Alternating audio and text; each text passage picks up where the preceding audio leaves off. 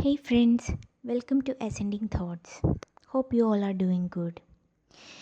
In the 1980s, when the then PM Indira Gandhi supported Janil Singh Bhindranwale for political gains, she was playing with fire. Due to Indira's bad decisions, the nation and Punjab burned, leaving decades of damage in their wake, and the Khalistan terror group was created as a result. Everybody thought that her son Rajiv would be different. We all thought he would have remembered the lesson and avoid the same mistakes. Unfortunately, nothing like that happened. He made the decision to interfere in Sri Lankan affairs by first aiding and abetting the LTTE and then turning against it. Rajiv wanted some political clout restored in Tamil Nadu and he paid with his life as well. Now, Rajiv's son and esteemed statesman, Mr. Rahul Gandhi, as per the history and our new generation, is walking the same path by fanning extremism from abroad upon India with his false statements. After the 2024 general elections, the Congress party, social media pages, and boards had claimed that Rahul Gandhi has opened a new chapter in his life where he has matured as a politician and will make a fine statesman. But alas, no such luck for us. His recent visit to US and his inflammatory comments and outright lies he spewed about Indian Sikhs having no religious freedom in India is solid proof for this. His comments has rightfully sparked a political storm back in India. Over 3,000 Sikhs were unalived in the anti-Sikh riot of 1984 that the Congress leaders were accused of planning. The party, which even honored the leaders who are allegedly guilty of grave offences, has not shown any regret for its involvement. During that period, Sikhs had to forsake their religious beliefs and conceal their religious identity in order to protect themselves from angry mobs headed by Congress workers. Several Congress leaders, including Sajjan Kumar and Jagdish Tytler, were charged with taking part in anti-Sikh massacre.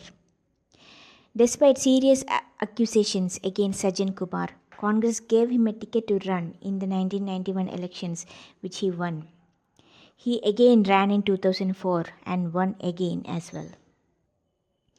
Jagdish Tytler, who is still influential in the Congress party, was another one of the accused leaders involved in the anti-Sikh riots.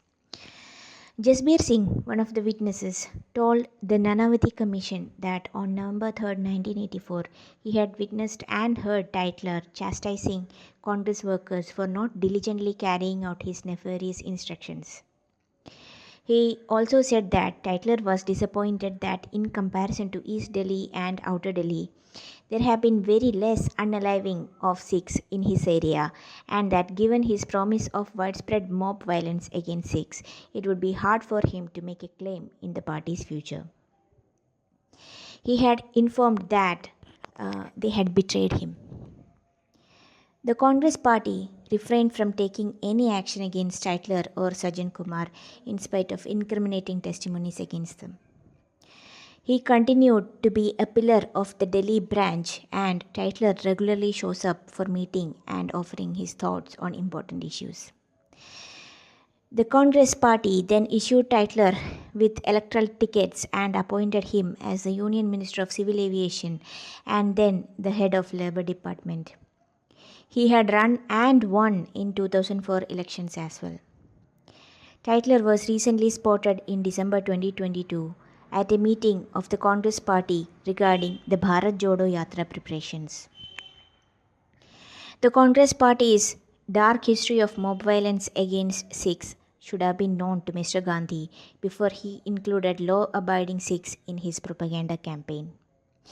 The consistent increase in the number of Sikhs and other minorities show that India continues to be a safe place for them under the Modi administration. Mr. Gandhi needs to learn that Sikhs have only experienced insecurity and existential threat in India during the rule of his grandmother and father in the 80s.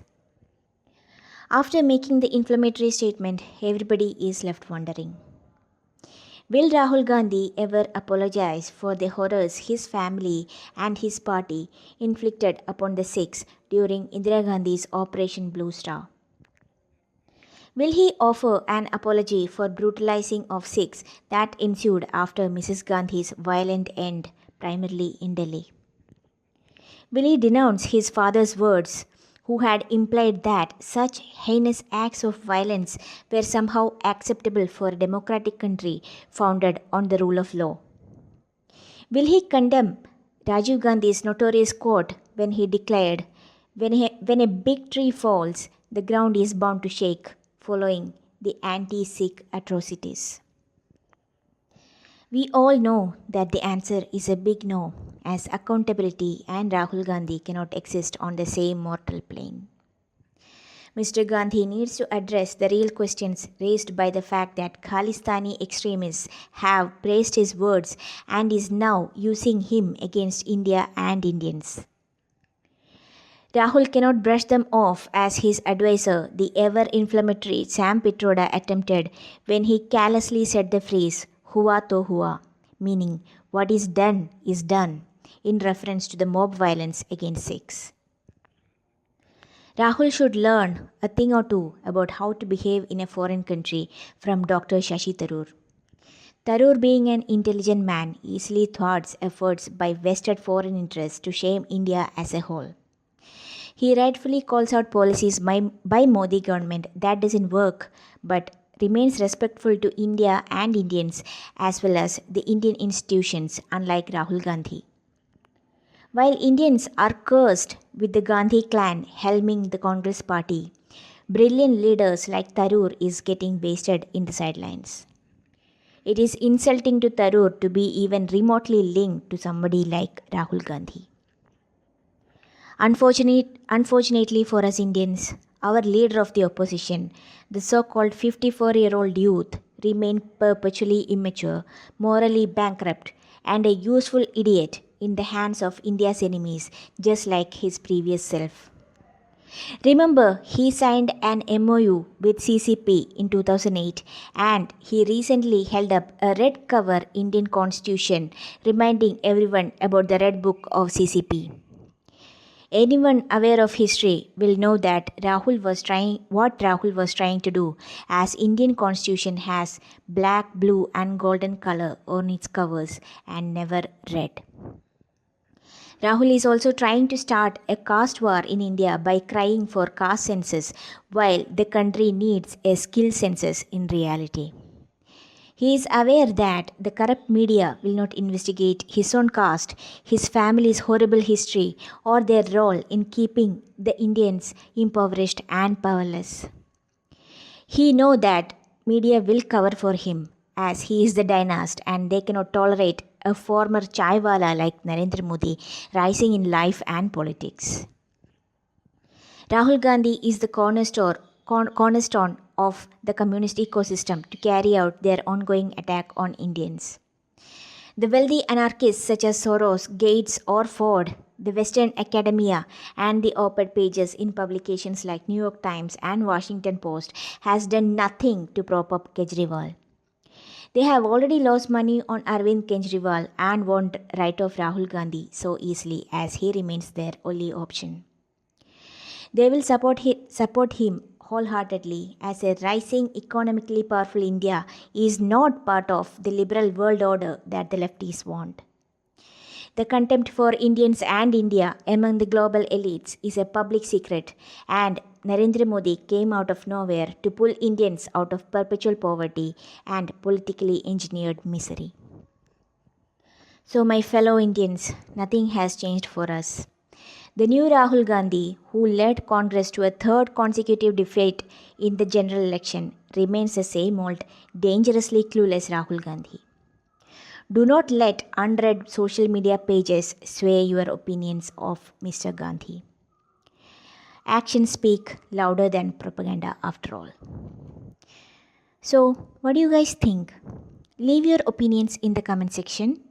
For more content like this, like, subscribe and share. Thank you.